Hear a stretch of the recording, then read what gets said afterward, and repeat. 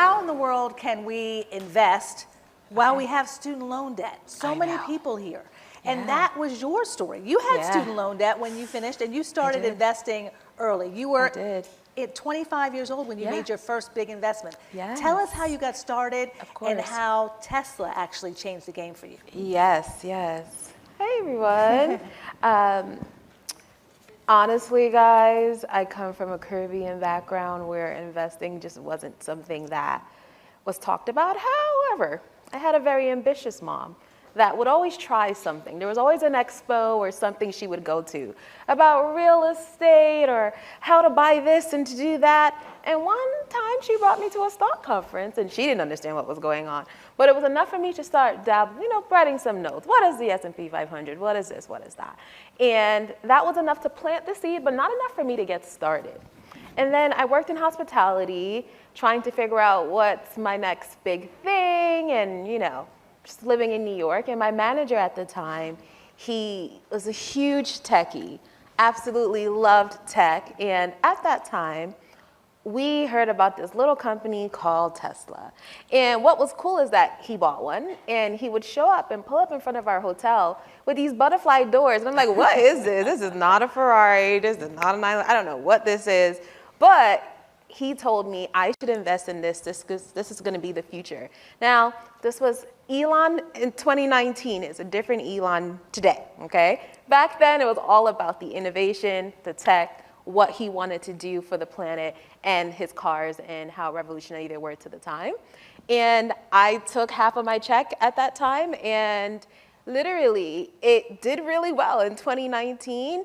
About maybe 5 or 6 months later, my little investment that I made ended up being 5 figures, and that's how I started investing. Because I said, wait a minute, I've been working all my life, and I've never made so much money so quickly with just investing and planting a little seed into a company that could be the next big thing, and now we're here. So we're talking about a $10,000 investment that you made back in 2019 in Tesla.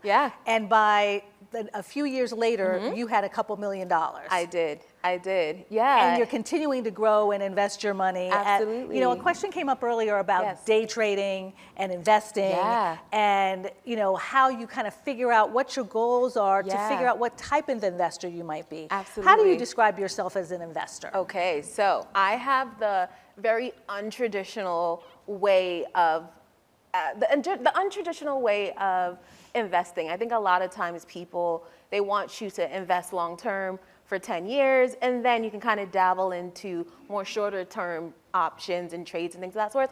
That wasn't my story. Why? It's because I didn't have any money. So quite frankly, I heard, quicker money short term, so I'm gonna go ahead and do that, because in order for me to invest for 10 years, I'm gonna need something. I don't have anything.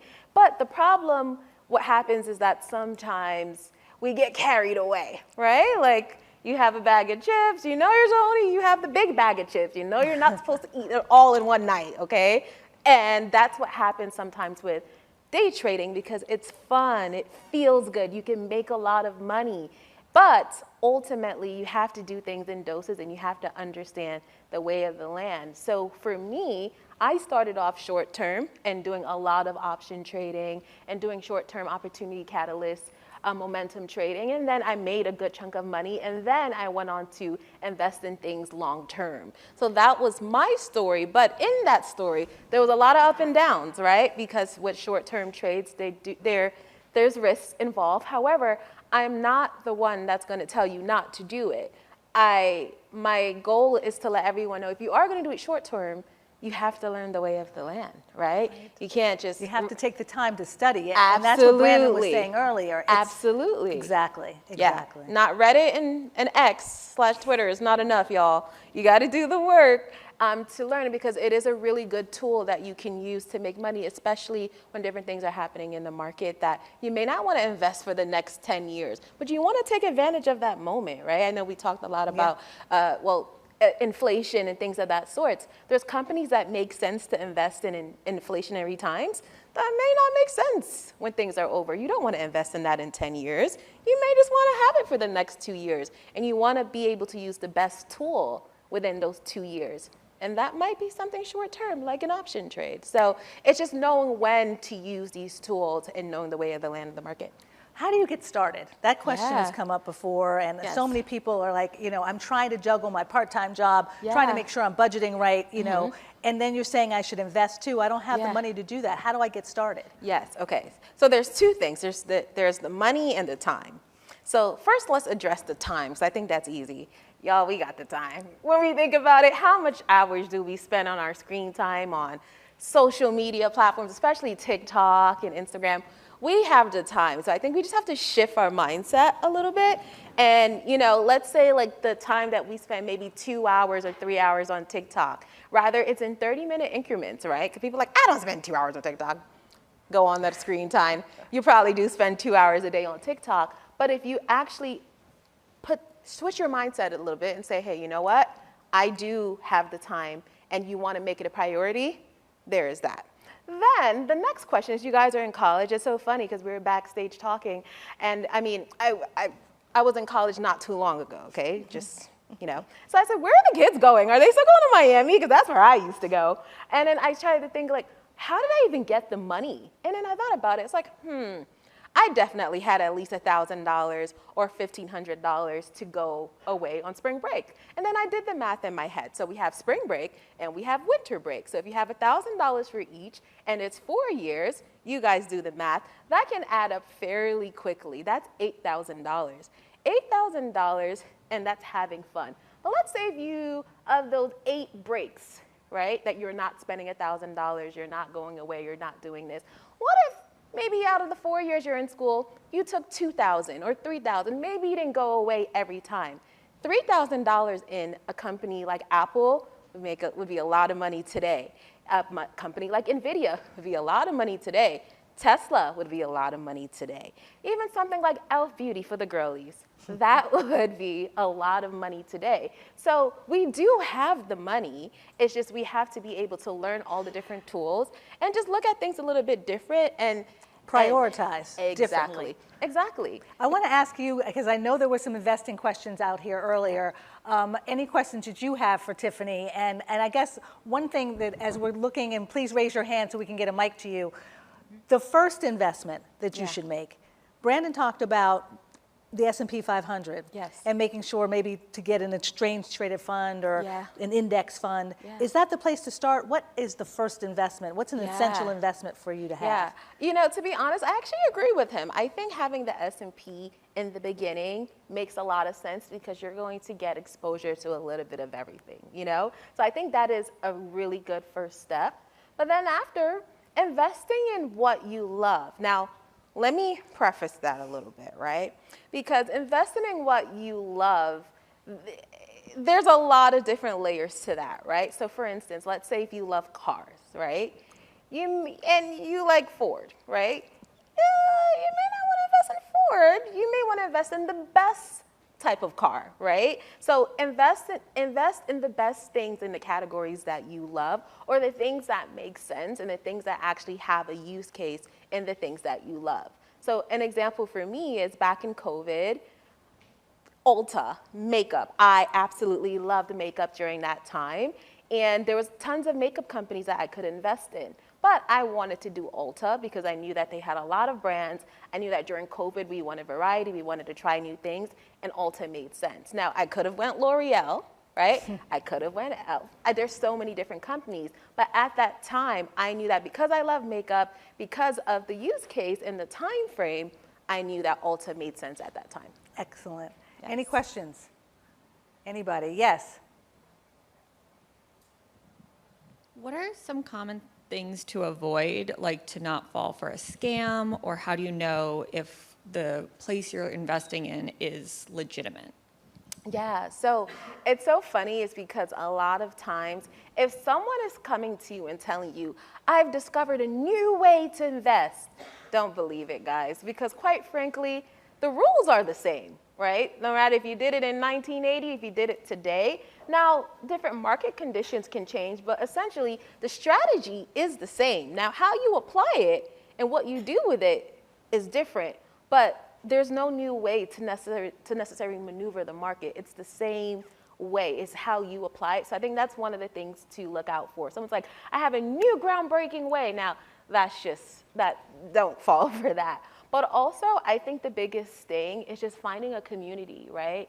Finding a community, make sure they're not bots, right? Because we all know how technology goes nowadays, but finding a community that they have results and they can learn together, because I think that's how you avoid scams, when you do it together. I don't recommend anyone doing it alone. I know I did it alone, but that's a different story for a different day. Trust me, I didn't want to do it alone. I wish I had a community to, help me invest and learn. And that's why I actually started my company, quite frankly, is because I know how hard it can be to be in this space by yourself. So I would say, avoid just new groundbreaking strategies. There's no new groundbreaking strategies.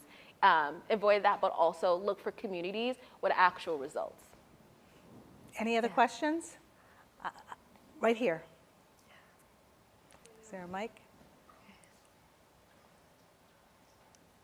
Here it comes.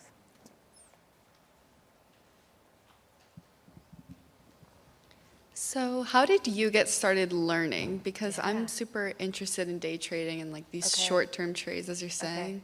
But how did you actually learn how to do that? Like YouTube or something? Yeah, okay. So honestly, I definitely was YouTube University. But again, I don't recommend that just because everyone has different ways on how they get to the goal, right? But the problem with that is if you're not following one person in their strategy to get to that goal, it can be a little hard and difficult. So I think it's really important to, if you are going to do YouTube, find that one teacher and stick there. You can't watch my video and then watch Aaliyah's video, then watch Bob's video, because although we're doing the same thing, we just have different ways of doing it. So if you are going to do that, there are a lot of amazing tools that exist out there. Shameless plug, of course, you can join MBG, just saying. But I think, and here's the thing with day trading as well. If I had to say today, I would say maybe not start every day trading or wait for 10 years. There's a lot in between, right? There's a lot in between that's happening every single day that depends on market conditions, trends, and things that are happening. So I'll give you an example. NVIDIA was the #1 company last year, right?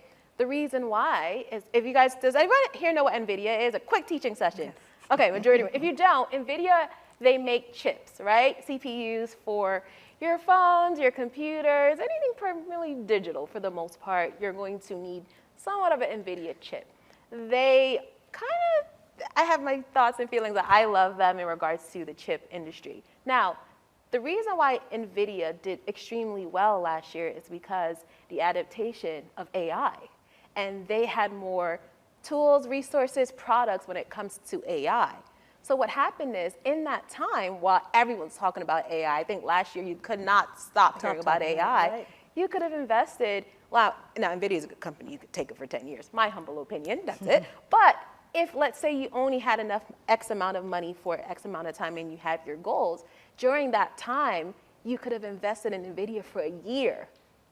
That would have been an amazing investment, and you probably would have made more money sitting in that for a year than day trading every single day. So I think an equal medium is finding things that make sense of the in-between that has to deal with different catalysts, and a catalyst in short, different news and things that are happening that you can capitalize on that moment and make money off of it for at least a couple months to about a year. I think that's a good start while you're learning how to be a great day trader, right? Because still learn, still educate yourself, and then at least you have some flexibility and you have something, a cushion, before you would go into day trading. And we talked about 401k and investing in an IRA or investing in long-term investments like that.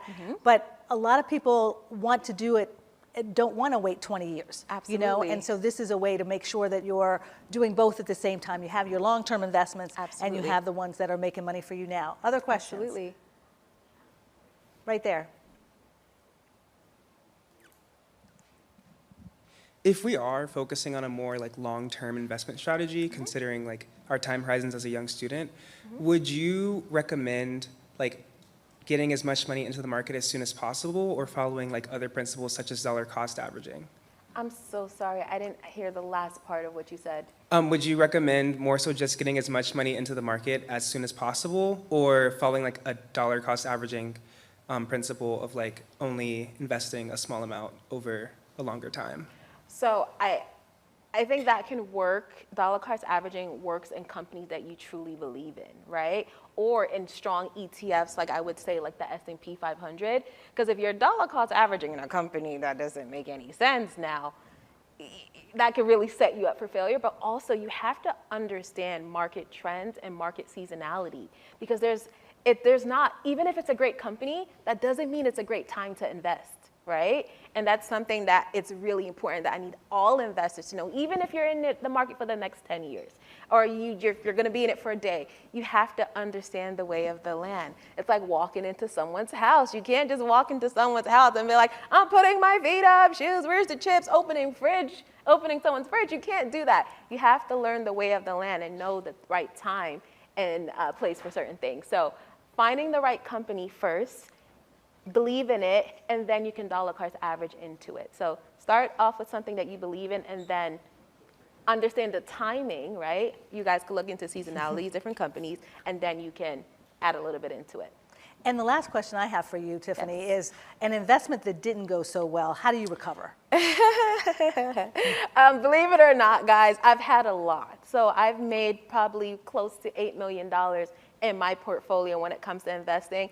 But I will be honest, I probably lost at least anywhere to like 1.2, right? And why? It's because that's a lot of different things that I've done. Things that I believe in, things I don't believe in, things that are a little risky. I think it's really important to identify what is a risk and what isn't. So I'm gonna be honest, when I first started, I was a Reddit girly, okay? I was a Twitter girly. I didn't want to learn too much. I was all about the hype. If it had 10,000 likes or 5,000 likes, I was investing in it because those people know what they're talking about. And I didn't know much. So at that time, I invested in a company called Plug Power. You guys could look into that company. And it was all hype at that time. It was huge on the internet. Why? It's because, remember I said, as an investor, we all have different agendas, right? Some people could be day trading this company, swing trading this company, investing in it in the long term. So those 10,000 people, I don't know why they loved Plug Power, right? I don't know what their goals were with that company. And I didn't do my due diligence. I bought into the hype and I invested in it. And all those rules that I just spent a couple of minutes, 10, 20 minutes explaining to you guys, I did not follow them because I was new and I was excited, and I ended up losing a lot of money. And I've learned my lesson. You have to do the work. You have to do the research. You have to do the research, right? And honestly, guys, it's the most lucrative thing, and it's the best thing I've ever done for my life. Learning how to drive, yes, right? And learning the market, because quite frankly, once you learn the skill, ladies and gentlemen, you'll never go back. You'll really never have an issue with money if you know the skill. And if you learn it early, the world is yours.